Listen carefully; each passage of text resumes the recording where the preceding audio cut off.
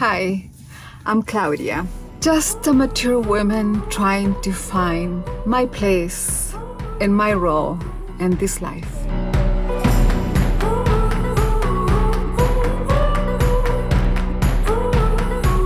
When I thought that living in my RV, living tiny was a great idea, was when I was able to travel to boondock camp away from everybody for free, just be a true nomad and move maybe once a month, which I did. And I had wonderful experiences and it was a really good time. And living tiny was easy. I didn't even feel a transition. I just felt cozy. At that time, almost 3 years ago, I was coming out of my latest divorce, and I felt that that was my one opportunity to choose maybe a different lifestyle and to give myself the freedom to live according to my ideas under my own terms. I didn't know at that time. I just knew that I had a newfound freedom. And since I'm an older woman, I felt this may be my only and last opportunity to build a life without anyone else's influence. And that's why I created this channel and called her Soul Vacation, not necessarily to be taking vacation, but in the sense of freedom. I wanted to really liberate myself from whatever I had learned and just discover what I wanted, because I realized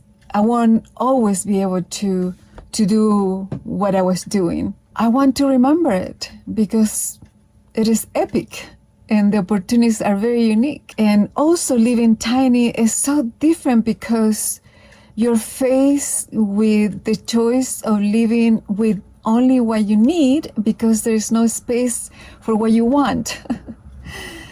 And all of that was okay because I felt it would only make me a better human to learn to live feeding my soul more than the things in my life. Being free and being able to travel and take my home with me, that was a good deal. And again, it gave me many, many beautiful experiences and it taught me to be self-sufficient. I learned that finding places to camp for free in this beautiful country is doable. And it's exciting, and it's exactly what I needed, to be left alone and not have to pay a high price for my peace. Now, this month makes it a year since I made the decision to move to Utah to advocate for my disabled adult son who is being neglected. He's suffering and ultimately he wants to live with me. That's why I made the decision to move to Utah, to be near to where he lives and do what I need to do as his mother. But quickly I learned that to live mostly stationary in an RV is quite difficult in certain areas, especially in areas that are very touristic. That's what I am. I am in a very touristic area during the winter and during the summer. And that also makes it very expensive. The other thing that is different about this area, things change during the winter and there are many businesses like RV parks that close during the winter because many of these beautiful areas are not very accessible during the winter. I found an RV resort. Here we are. The destination is on your right, Mountain Valley RV Resort. They had cabins. And I stayed there for about 4 months. The resort was very clean. The amenities were nice, like the pool and the gym. And the type of people were other travelers like myself. By the time I arrived to the resort, after April, it was all booked. So when April came, I had to move out. And at that time, I found a mobile home park a block away from the resort that I found by just driving around. Some people that are here in their fifth wheels are here for years. So if I wanted to do that, I could do that. at this place that is very affordable and I don't have to be thinking about moving. I even made a video about some sort of stigma associated with mobile home parks. And I thought that I wouldn't subscribe to that stigma because I was just going to mind my own business and I was going to be just fine. I started looking for work because I was going to be here for an undetermined amount of time. I got myself this wonderful job and still living at the mobile home park. So everything is very convenient, except for the fact that I am not adjusting to living at a mobile home park.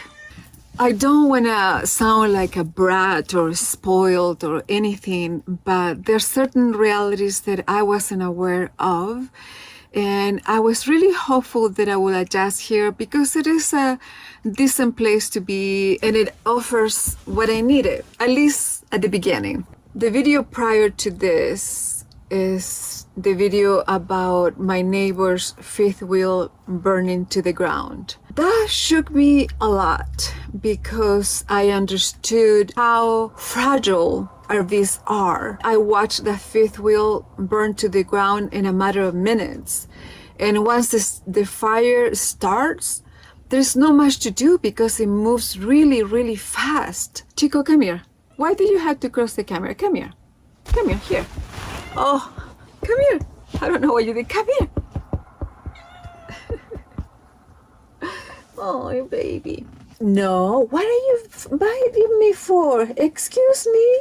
No biting. I haven't hurt you. Excuse me?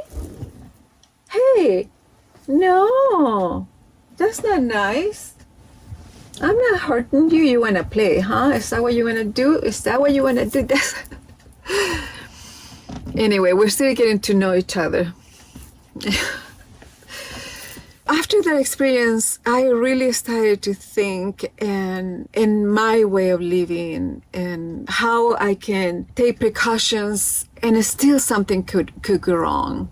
Then a few days after that, my neighbors right behind me, they had the police called on them, and it hasn't been the only time that they create chaos, and I hear things and things that I wouldn't want to bring my son or my daughter around. I don't feel like I can invite friends, and I don't like to be outside because there's always someone around, and or I hear words that I don't want to hear, and I have had people crossing through my side and people parking on my side. I feel a little bit down because there's so many things that I don't do because I'm living here. Like I don't go outside. And that's so important. I'm here or I'm at work. So I'm always inside. And I really miss having a garden, having privacy, sitting outside and enjoying these views. I don't know, it just, I'm not adapting. It's getting to me. It's really getting to me in a bad way. Another consideration, and this is very particular to my situation, yours may be different. You may relate to some of my feelings and thinking, but the other big part of all of this is my son and offering him space, privacy, us living together in a comfortable space. And the Mini I love, but I would never live with someone in the Mini. The whole purpose of my Mini is to give me a home as I travel, but that's not happening. For me, living at this mobile home park where I have no privacy, where I hear other people's chaos, everything is kind of adding up. Now winter's coming. That's the other big deal. Last winter, that was my first winter here in Utah, and it kicked my butt. And it was a record bad winter in the last 20 years in Utah. And of course, I had to experience that as I arrived to Utah. I've been thinking about all of that. Like the winter is coming. I don't see myself spending another winter in my poor Mini. The Mini is not made for this weather. I want to take care of it because I'm not done, enjoying it. I want to have peace for myself. I want to offer my son and my family and my friends a place to come and visit me, a place to gather. I want to garden. I want to expand. I want to create art. I want to have a little workshop. If I live stationary, it's so different than living as a nomad, and the needs are going to be different. And I'm trying to adjust the best way I can to everything. I'm not judging the place is what the place is. I am who I am, and some things will be for me and some won't. And for some people, they will see nothing wrong with this place or the things that I have experienced. And for other people will say, yeah, get the heck out of there. These are the main reasons to make a change. Living in my RV full-time and stationary, mainly stationary, is not good for me and it's not good for the Mini. I don't share the same lifestyle of most people, my closest neighbors. I am needing to expand myself. I dress for work every day, but I don't see all the clothes that I have because it's all tucked in somewhere and some is in my storage unit. So I need to be more efficient with my new life, which is a typical life now, working 9 to 5. Another reason is I want to offer a place for my family to visit me, for my friends to visit me. Most importantly is to offer a home for my son. That's number one. A home where we can both live peacefully and have our own space. What does that mean? I will tell you next time. Thank you for watching and come back. Okay? Ciao. Mwah.